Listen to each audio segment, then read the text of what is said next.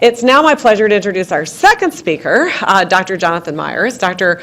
Myers is a graduate of Princeton and then University of Pennsylvania Medical School. He came to Wills for his residency and was inspired to go into glaucoma. He did a fellowship at Duke, another major glaucoma center, and then we were lucky enough to get him back to join Dr. Katz and Dr. Spaeth here at Wills, where he now is the co-director of the Glaucoma Service. Dr. Myers is one of the top glaucoma specialists in the world. He has a particular interest in his topic, which is the exciting new world of micro-incisional glaucoma surgery, which he'll be sharing with us today.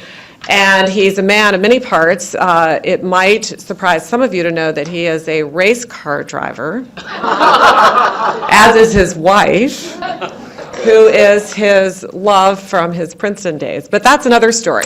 Anyway, Dr. Myers.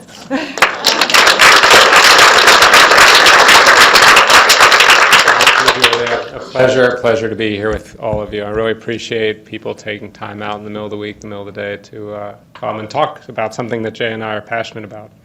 So I'm going to talk about newer surgeries and a little bit about older surgeries. So as Dr. Katz mentioned, glaucoma is not rare. There are over 3 million Americans affected. There are over 10 million who are suspects who are at risk for glaucoma. And there are hundreds of thousands, somewhere between 150 and 200,000 who are legally blind. And for every person who's legally blind, there are probably 5 or 10 others whose life has been substantially impacted by the restrictions of reduced vision. So it's a major problem, as Dr. Katz said. But a lot of people don't think as an epidemiologist. They think about growing up with a blind uncle from glaucoma. They think about the stress as they worry about their wife having surgery for glaucoma. For some people, it's the guilt of guilty feelings, not that they're guilty, but guilty feelings about having forgotten their eye drops one more time.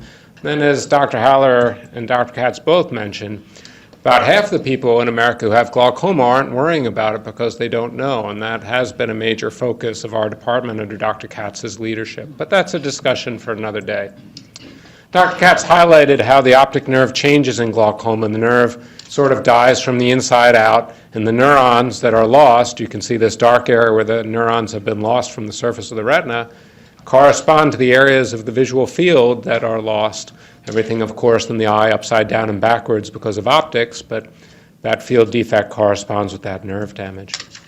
So there are an alphabet soup of studies, Oates, the MGT, Sigits, et cetera, that show that lowering pressure reduces the rate at which people lose their sight. It reduces the number of people who continue to get worse. It doesn't eliminate all progression, but it does a world of good. And as doctors, we lower pressure by medications, laser, and surgery. I'm going to focus on surgery today. So our 2 main surgeries, if you go back over the last 40 years, believe it or not, it's been a while, these have been the kings, are trabeculectomy. If you imagine this is the clear cornea of the eye, the lens in the eye, the colored iris. In trabeculectomy, we make a little flap in the white of the eye that lets the fluid drain under the clear covering, the conjunctiva under the upper eyelid, and that allows the pressure to be reduced for most people. A tube shunt takes a different tact. A small tube is placed in the front part of the eye that drains the fluid back to this plate behind the eye, where the fluid can be absorbed back into the normal circulation of the body. Both of these surgeries are very, very effective, save a lot of vision, but both of these surgeries have their drawbacks, and some of those drawbacks are that the surgery itself is sometimes difficult. The recovery for the patient is sometimes difficult. Unfortunately, they both still have a significant risk of vision loss. So each of those surgeries, depending on which patients you study, has a 1% to 2% risk of vision loss from the surgery or complications that follow the surgery. 1% to 2%, depending on your risk tolerance, depending on if you're thinking of becoming a race car driver. Depending on your risk tolerance, that may sound like a small or a large number. And as someone who does hundreds of surgeries a year, that means that I see this actually play out to real people. And if you're the one person who this happens to, it's a major, major issue, of course. And so that's why we continue to look for bigger, better, faster surgeries. There are also some issues related to how the fluid collects outside of the eye that can lead to secondary problems such as discomfort and other issues. And thus has been born a whole field of minimally invasive glaucoma surgery. Now, what's the definition of minimally invasive? Well, my definition of minimally invasive is a surgery that's being done on someone else. I think everyone in this room would agree that if there's a knife and an eye, it doesn't sound like it's minimally invasive. But compared to the old ones, maybe they are. I use the term micro-incisional glaucoma in surgery because almost all these surgeries involve much, much smaller incisions. And the goals are generally to reduce the risks of surgery, shorten recovery, and try to standardize outcomes. Because one frustration we have as surgeons is that we do the same surgery on 10 patients, and 8 do great, and 1 the pressure is too low, and the other the pressure is too high. And that variation in outcomes is very frustrating for patients and physicians. We'd like something like cataract surgery, where 95% of the time a good surgery leads to a great outcome. So a quick review. Fluid in the eye is made, we're again in the front of the eye, the cornea, the white of the eye. This is the colored part, the iris, the pupil, and the lens. So fluid is made behind the iris. It comes through the pupil and drains between the angle of the cornea and the iris through the trabecular meshwork, which is where often the obstruction is. There it's collected into blood vessels around the eye. So many a resident has turned to me by 3rd year and said, Dr. Myers, really in the end, you're just a plumber. And they're really right. I'm really just working as a surgeon to try to increase outflow of fluid, because the problem in glaucoma is not too much fluid, it's too little outflow. So how do we increase outflow of fluid with these new surgeries? Well, we go and we bypass the site of resistance, the trabecular meshwork. Sometimes we divert the fluid to a different place than usual. It turns out that if you send fluid between this muscle, the ciliary body, and the white of the eye, that space can absorb a lot of fluid naturally within the eye if you can get the fluid there. Another way is to send the fluid to the subconjunctival space, much like tube shunts and trabeculectomies, but maybe do it more safely. Now, I mentioned that fluid's produced back here. Well, another approach is to reduce fluid production by using a laser to shrink this tissue so less fluid is made and less pressure builds up. So all the new surgeries work by one of those methods. Here's the list of new surgeries, almost none of which were here 10 years ago. That's a long list, so this is going to be a little bit of show and tell. I will not be able to definitively discuss all of these, but here at Wills, we do almost all of them, except for some, the Supra and the Hydrus, that aren't yet FDA approved. So the Glaukos iStent that Dr. Katz played a key role in of its development and the studies leading to the iStent is a 1 millimeter stent, 1 millimeter snorkel, and this is showing the stent. There's something about MIGS that just makes people who make these devices want to take pictures on coins. I'll show you several of these. So the iStent, this 1 millimeter titanium stent, diverts fluid past that site of obstruction in the trabecular meshwork. So it's about 1 millimeter by about 1/3 of a millimeter, and the inlet is about 1/10 of a millimeter. So here shows the iStent inserter being placed across the front of the eye, and there's the little drainage channel, the Schlemm's canal and trabecular meshwork. Here's the tip of the iStent, the tip of the snorkel, after it's been inserted into that 1/3 millimeter canal called Schlemm's canal. So this is like the world's smallest IV stick, intravenous stick, like when you have an IV put in your arm in the hospital. I was lucky to be part of the registration trial that led to its being approved in the United States. And Wills was the site of one of the first procedures done in America. Not the first, but one of the first several that were done in America as part of this trial. So the primary effectiveness endpoint in this trial was really to get the pressure under 21 on no medications. And when we looked at cataract with or without iStent, because often we're doing cataract surgery anyway, why not do another surgery for the pressure at the same time? About 20% more people achieved the goal of a pressure under 21 on no medications if they had the iStent versus cataract surgery alone. Looking at an alternative definition of success, looking at least a 20% pressure reduction at 12 months on no medications, that again about 18% greater number of patients in the iStent group compared to cataract surgery alone. So these are surgeries that can be combined with cataract surgery. The impressive thing about the trial, to me at least, was the very, very few serious complications. So this is a list of complications, and although any complication is significant, no patient in the trial, 364 eyes, lost sight because of the iStent. So that's a remarkably better safety record than what I can achieve with a trabeculectomy or tube shunt. The pressure reduction, not quite as great as a trabeculectomy or tube shunt, but the safety, excellent. And remember, the people in these trials, the surgeons were usually on their first 10 or 20 cases, so they're less experienced to boot. There's another study where 2 iStents were put in, and there's no cataract surgery in this, and they went from a washout, no medicine, pressure of 24 down to 14. So in this study, the pressure reduction was really quite substantial. Now, we don't do iStents in America without cataract surgery. Why, you ask? Well, insurance companies looked at the FDA study, which just involved cataract surgery, and said, well, we have no evidence that this iStent works without cataract surgery. Now, although there's evidence, it's outside the U.S., and insurance companies don't believe that people outside the U.S. work the same as Americans. It's American exceptionalism right there. So they don't pay for the iStent without cataract surgery, which leaves us as surgeons often with our hands tied, but that's a discussion maybe for another day. So the iStent I told you was about 1 millimeter long. Well, this is the Hydrus. It also is bypassing fluid past the site of resistance at the trabecular meshwork, but instead of being 1 millimeter long, it's closer to 8 millimeters long. And that gets it from the penny to the quarter, apparently, in the photographer's mind. We're not sure why. So there you see it in the eye. Here's the pupil, here's the iris, and here's that angle, that area of trabecular meshwork, and the tip is in the anterior chamber, but the rest of that stent has been threaded into Schlemm's canal with a special inserter. It's about as long as an eyelash. So in one study looking at the Hydrus versus the SLT, a laser done in the office, you can see that both lowered the pressure from the low 20s to the mid to upper teens. Now you may be thinking, why would I have a surgery in the operating room if I could just have a laser treatment? Well, the real difference was that the SLT, the laser people, only reduced their medication use a little bit, whereas the Hydrus people, even with the same pressure reduction, were able to get there with many fewer medications. And so that's one of the advantages sometimes of these MIGS procedures. They don't always lower the pressure as much, but they often allow people to get off medications, which any of you who take medications will know that has real value.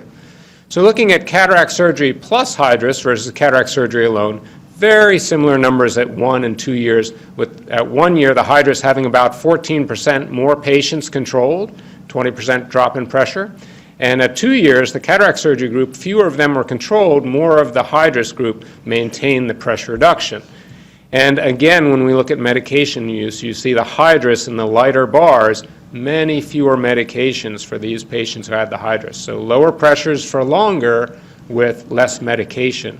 And again, the risks of the Hydrus, similar to the iStent, much less than trabeculectomy and tube shunt. Now, some of you are probably already thinking, rather than bypassing the meshwork, why don't we just cut it open and let the fluid get to that drainage channel? And indeed, the Trabectome was a sort of liquid vacuum cleaner, pumping fluid into and out of the eye while using electrocautery to cut open the trabecular meshwork, exposing Schlemm's canal. So the Trabectome was a much simpler procedure, much quicker than trabeculectomy and tube shunt, and usually with an easier first week post-op. There were some problems with hyphema. And the main problem, is published by Doug Ree, who was a chief resident here and then was on staff here for years, was that when you looked out to 2 years, the success rate of the Trabectome was only about 25% compared to about 75% with trabeculectomy. 25% is pretty disappointing. And that's why about more than 40% of the people in the Trabectome group needed to go on to other surgeries. And a less risky surgery is less appealing if you still wind up going on to the original surgery you were thinking about. And this just shows you, starting with everyone a success at day 1, how people fail. And you can see that there's failure in the trabeculectomy group over time, but there's a whole lot of failure in the Trabectome group. And that's why Rick Wilson, a former senior member of the Wills Glaucoma staff, he did a couple dozen of these and said to the rest of us, I am unhappy with the results I'm getting, and that's why we don't do the Trabectome anymore. But it has its place for mild glaucoma. It can be an earlier start. Now, a number of innovators have worked to create alternatives to the Trabectome, thinking that they could get there more simply and with maybe more lasting results. Some of former Wills fellows who practice in Texas, Glaucoma Associates of Texas, have come up with the aptly named GATT, goniostomy-assisted trabeculotomy. Anyway, That we use a fiber optic that goes into Schlemm's canal, and we gently pull through the trabecular meshwork. The Cahook dual blade uses a double-knifed ski to slide and remove a strip of the trabecular meshwork to prevent it from scarring closed again.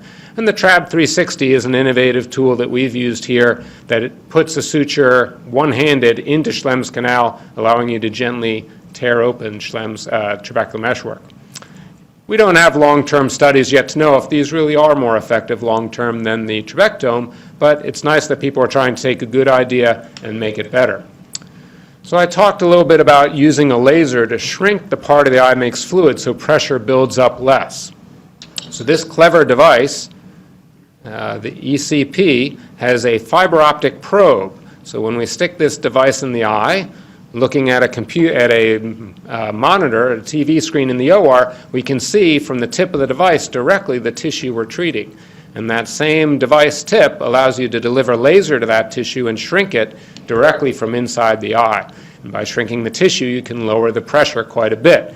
The problem with this device is that for mild glaucoma it works well, but as you use more intense treatments for worse glaucoma to get greater pressure reduction, we see more complications such as macular edema, which can lead to blurry vision or reduced vision, pressures that wind up too low, or plain old vision loss. So for serious glaucoma, the ECP is not as much in favor, although it's often used combined with cataract surgery and mild treatments that help people to reduce their medication use.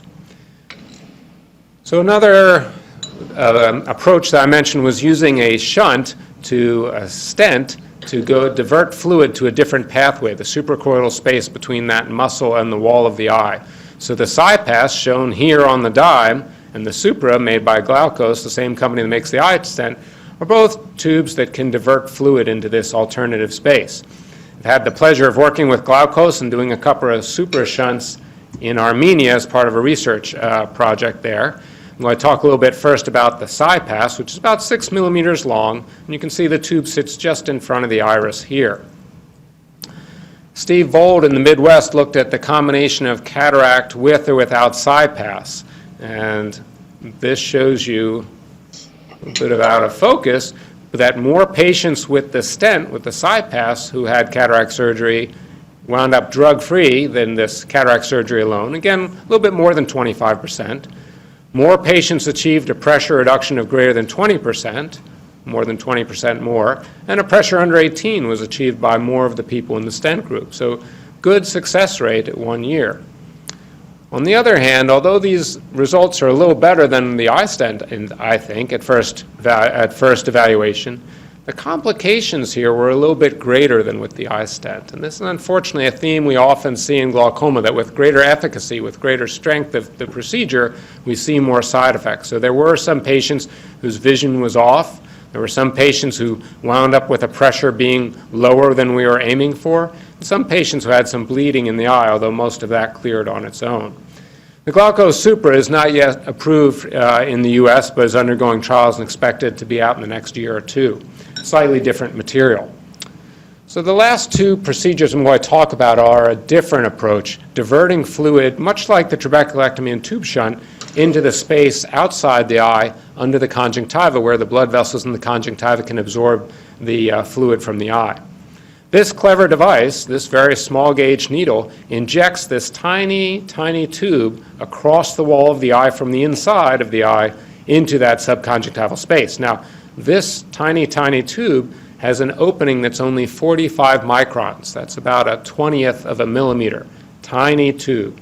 And the tube is almost like pasta because it's very stiff when it's dry. And within 30 seconds, it becomes extraordinarily soft, making it very safe in the tissues of the eye. Now, this video shows you that a long, thin tube, even with a pressure of 20 millimeters of mercury, doesn't let fluid through very quickly. And that's good as a glaucoma surgeon, because as Dr. Katz and I have both mentioned, pressures that are too low are not good for sharp vision. This shows you how well that 6 millimeter tube with a very thin lumen lets fluid out under great control.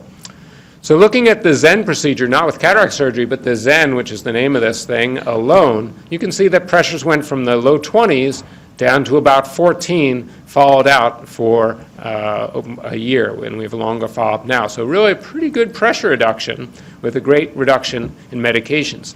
Now this is a long list of complications that can occur after glaucoma surgery. And indeed, I have experienced with my patients every one of these. But in this study, you'll notice that almost all of them say 0%, 0%, 0%. So in this study of 65 eyes, there are relatively few complications, and most of them were transient, meaning less than 30 days of blurry vision in 15% of people. So the Zen stent seems to be safer than trabeculectomy for many patients, with an easier post-op course, less discomfort, and quicker recovery of vision. A drawback of the Zen stent is that, as you can imagine, with such a tiny tip, it doesn't take a lot of scar tissue on the outside of the eye to block that tip. So about 1 in 3 patients in this trial, and probably in my experience between 20 and 30% of patients who have a Zen, later need to have a procedure sadly called a needling. I don't think that's a great way to sell anything. But in a needling, we always numb the eye first. After numbing the eye, we take a very small needle and break up that tiny bit of scar tissue to get the Zen flowing again. Now, 2 out of 3 times, that solves the problem, but 1 out of 3 times the scar tissue comes back, and the Zen was not the solution, and that's why the success rate of the Zen is somewhere between 85 and 90%, not 100%. An alternative to the Zen procedure is the InFocus micro-shunt, a very similar idea, a very different material and a slightly different approach, but it's diverting fluid to the subconjunctival space. However, instead of injecting this from the inside of the eye out, in this, much like trabeculectomy, we make an external incision and then create a pocket, an entry through the pocket into the eye. The InFocus shunt is placed into that pocket. The flange here wedges into the pocket, and that's what holds it in place. Then you close the conjunctiva with sutures. That's a little bit more surgery, and that means it's a little bit more recovery. That means the surgeon has to actually do a little bit more work. I'm never in favor of that. That being said, though, the preliminary results are really good. The pressure in this study from the low 20s down to about 10. And that was maintained for some time. So it's a larger lumen tube, have a different material, and it may have greater long-term efficacy. We have limited studies on this. On the other hand, they did see a little bit more in the way of complications than in the early Zen trials, including pressures winding up too low, which gets us back to the theme of the trade-off between efficacy and safety.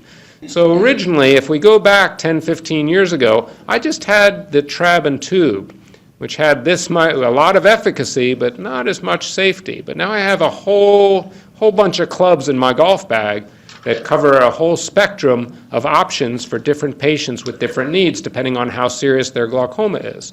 And so if I have a patient who needs the lowest possible pressure, I'm still going to turn to things like trabeculectomy and tube shunt, and maybe the Zen or the InFocus micro shunt.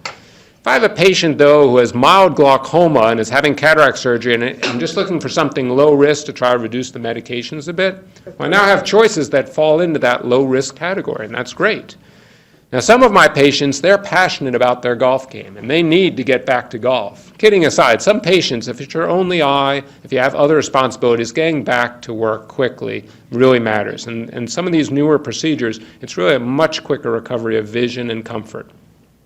There are some controversies, in fact, a lot of controversies, about different types of glaucoma and which of these procedures are better for which types of glaucoma. And that's what's exciting right now about being a glaucoma surgeon. We don't have all the answers, and that's what a lot of the trials we're doing at Wills right now are. Now, special cases, patients who are on blood thinners. If you're on blood thinners, some of these new procedures are much less likely to lead to bleeding than some of the other procedures. And so we have a host of different approaches now. So the surgical algorithm is evolving. It depends very much on your particular situation as a patient. It also depends on your surgeon's experience. Obviously, not every surgeon has done 1,000 of each of these procedures. In fact, most surgeons haven't tried more than half of these procedures. And so if your surgeon has less experience with one procedure, they may appropriately decide that it's better to go with something trusted and true, and I very much respect that. So MIGS today, we have a whole list on the left. We have a bunch of new ones on the right that will probably be out in the next 2 years. But I'll leave you with the transcorneal shunt. So someone had the great idea that we could take a rivet with a really fine filter to keep the bacteria out, and we could just place the rivet into the cornea and allow fluid to go straight across the cornea. And that would lower pressure and it would treat that dry eye disease at the same time. The problem was it lowered pressure too well, and we had problems with bleeding, too low a pressure, and also serious infections. And so none of you have heard or will ever again hear of the transcorneal shunt, which is my way of saying that it's an exciting time to be a glaucoma surgeon, but not all of these choices are going to be here in 10 years, because some will not stand the test of time and clinical care. But part of our goal here at Wills is to try to do the studies that most quickly find out which is best for which patient. So, pleasure to have the opportunity to talk with you folks about something like this today. Thank you.